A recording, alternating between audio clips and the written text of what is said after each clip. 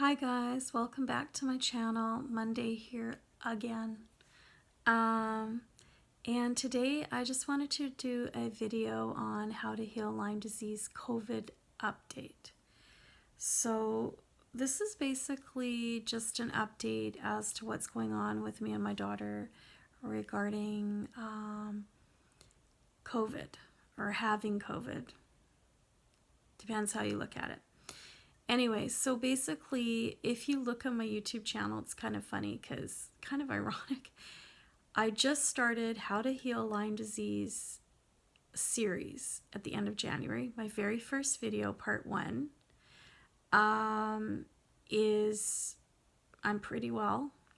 You know, the end of January, I'm feeling good. I felt like I was coming on with a little bit of something. From part 2 for all of February, for all of March and all of April, 3 solid months, me and my daughter were suffering with this brutal virus. So you'll see in all my videos, ironically, I'm sick from, I guess, part 2. And then I guess to part 14, which I'm doing, like I just did today, 13 and 14, and this video here with the COVID update is the first time that I'm feeling we're kind of getting on a little bit of a mend again. So basically what happened, to make a long story short, is we both got sick in February, March, and April. And because I have Lyme disease and underlying conditions, and my daughter's like 20 and healthy, we both got hit with it, but I got hit with it worse. So when I went into the Richmond General Hospital emergency and I was really sick, my cough, which was like really, really bad before, I started getting like a little bit better, but then my symptoms started coming on again where I was like coughing again, and I had these new symptoms where I felt I could hardly walk, my legs wouldn't move. It was really weird. I'll go through all the symptoms in a minute, but basically I had all these kind of new issues and new symptoms, plus the ones I already had were getting a little bit worse again. So, but the tail end of the first part, it's kind of hard to explain. So anyways, when I went in there, he said, you have all the signs and all the symptoms of COVID. And so they did some blood tests. They did an x-ray. I didn't have pneumonia or anything. I did not have swelling in my lungs. My blood work was okay, except, you know, I had some like, you have to have these markers for like inflammation, and I think it's white blood cells or platelets or something. And mine were just kind of border. So it didn't warrant a COVID test at that time. So anyways, he told me to go home and self-quarantine for 14 days because he thought that I had COVID. The nurse thought I had COVID. The doctor thought I had COVID. And they treated me like a COVID patient, gave me the COVID sheets, sent me home. And I had to, like, you know, self-quarantine for 14 days or self-isolate, whatever way you want to say it. So 14 days goes by, and you know, I complete that, and my daughter's going out and doing the shopping and everything because she can go out because she's not as sick as I was, and still sick though, but you know, I was the one that was sicker. So she was going out doing groceries and all that kind of stuff. So the 14 days finish, and I'm starting to feel a little bit on the mend. And then all of a sudden, the same thing happens again where you're on the mend and then you have these symptoms. And then, you know, you do your 14 days or whatever, and then you're on the mend. And then we were both kind of feeling on the mend actually, but then we both felt like really, really sick again. My daughter started having breathing issues. I was having breathing issues. My cough started, and it started really bad.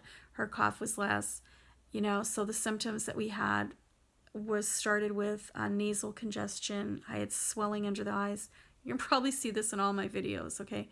I got sinusitis viral because they put me on antibiotics. Nothing worked. We both had ear pain, severe eye pain, nasal congestion.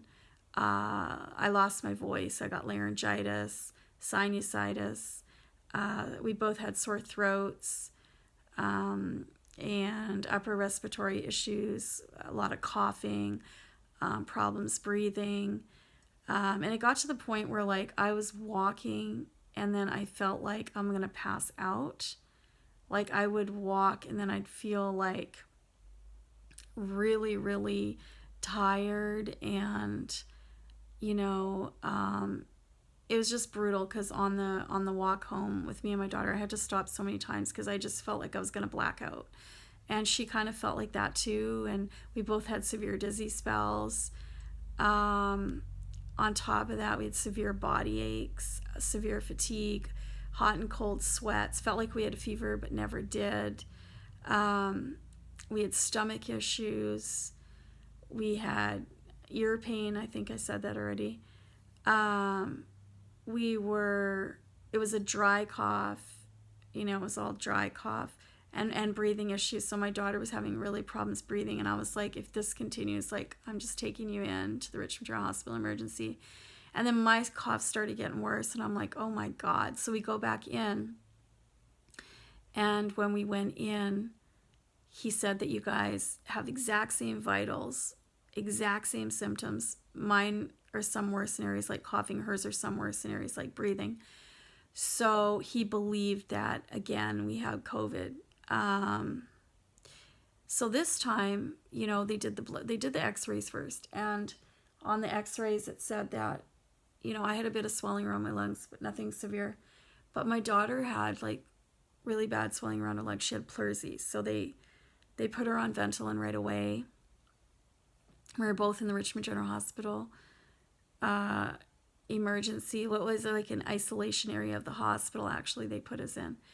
It was specifically for COVID testing and COVID patients and patients with upper respiratory infections. And so I think there was like me and my daughter in there for a long time by ourselves. And then another girl came in. So it was like, okay, first time we saw someone else come in, but we actually, it's for the COVID testing and then upper respiratory issues and then COVID patients. So I guess it's people they believe have COVID. Anyway, so we were in there, and then we took the x-rays, and like I said, mine had a bit of swelling. My daughter had pleurisy, so she had to go on Ventolin.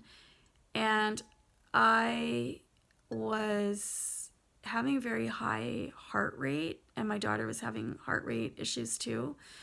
Part of it, they thought with me was was both because we were fighting infections, but also with me, they thought maybe I was dehydrated because I have a lot of dehydration issues all the time with Lyme. I've been in the hospital like 5 times with dehydration issues from Lyme disease, and they pumped like 3 bags into me of saline. So anyway, he was hoping that would bring my heart rate down, but in fact, when I had it, it didn't bring my heart rate down at all.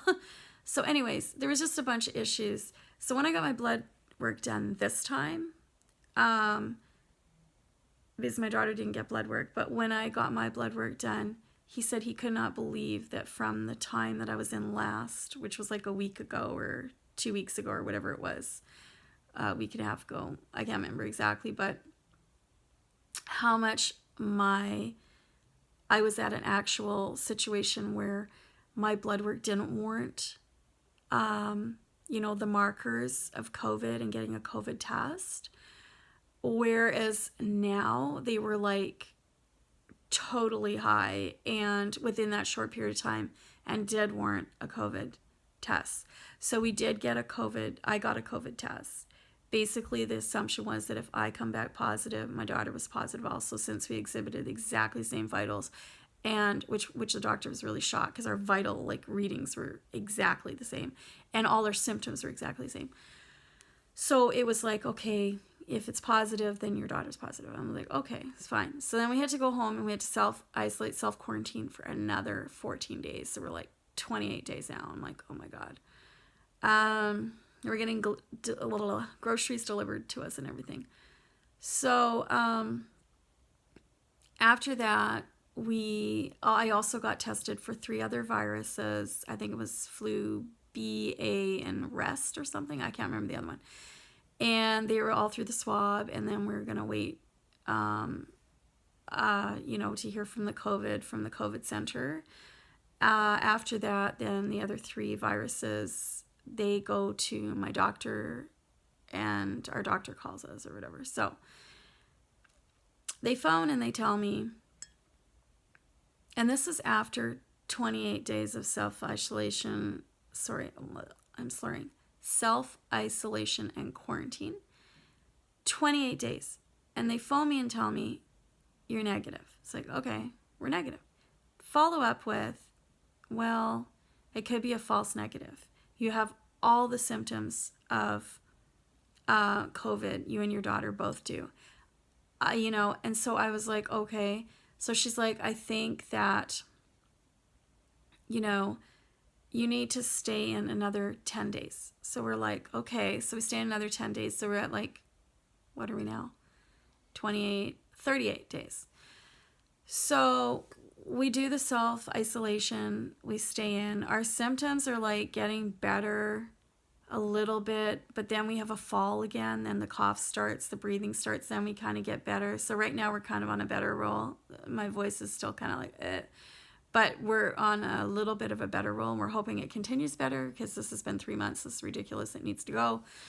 And so it just like hangs on. And so anyway, so I talked to our doctor, and she's like, oh yeah, we talked on the phone for like half an hour, and she's like, you guys have all the symptoms of COVID. I believe you have COVID. And you need to self-isolate for another, I think she said 10 days. And I was like, oh my gosh, because it's like now 48 days. So that's what we're doing right now, self-isolating again for another 10 days. But she said that, that there's been a lot of false negatives. They're still learning about COVID, the testing.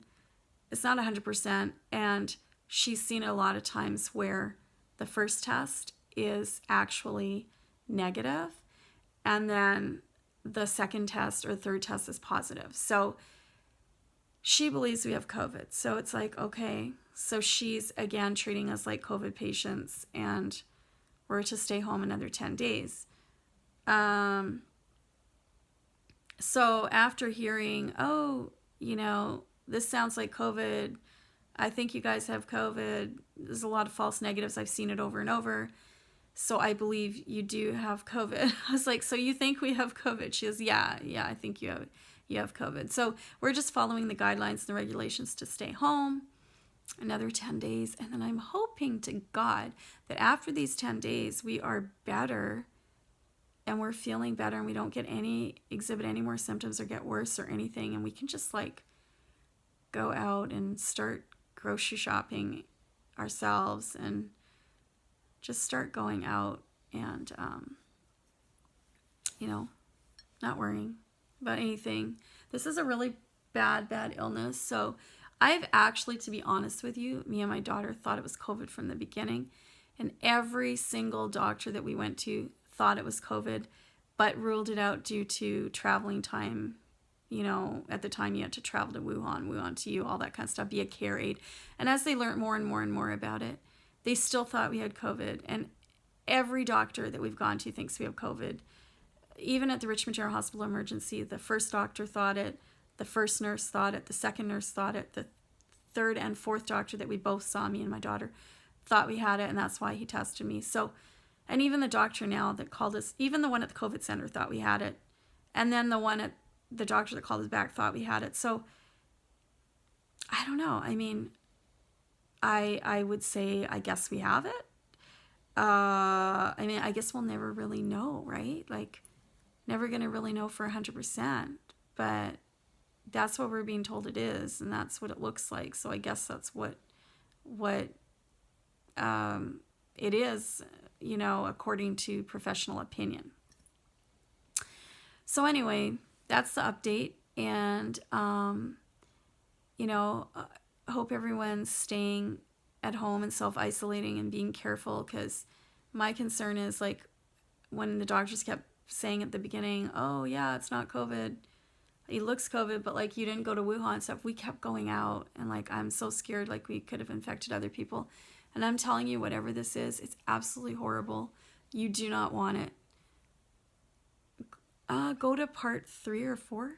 I can't even talk. I can't breathe. Like, you can hear it in my video. It's horrible. Like, still my voice is just, you know, like, I'm still getting more antibiotics, and I'm still getting more puffers, and I'm still getting nasal sprays, and like, we're still sick, and my daughter's still on Ventolin, and so it's clearly not over at all. My daughter's on puffers, so we just have to keep going with this. But anyways, peace out.